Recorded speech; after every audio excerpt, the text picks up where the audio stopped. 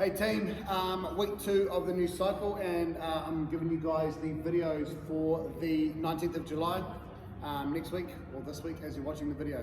I've put in some notes for the cycle. Essentially I just copy and pasted over last week's stuff, but week 2, the barbell cycling stays very similar. We've got a good splattering of that through the splattering. We've got a good bunch of that through the week, where we are looking at getting members either working on quick cycle reps or moving the barbell nice and fast through single reps, or they're holding on to the barbell and working through touch and go reps, or just recycling the barbell with the barbell in their hands. So, first part is quite a tough piece. It's every 90 seconds for 4 rounds.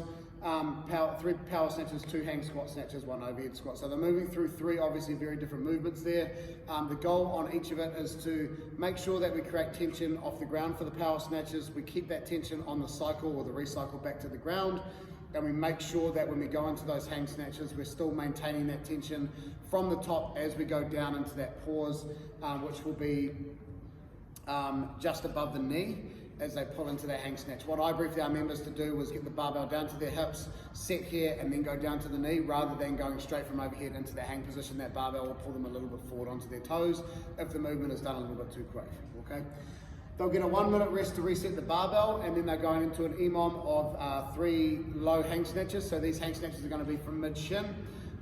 They'll do the first one by picking the barbell up, standing nice and tall, sitting tight, then going back down to the knee, back down to mid-shin, and then pulling from there. Those will be 3 reps exactly the same.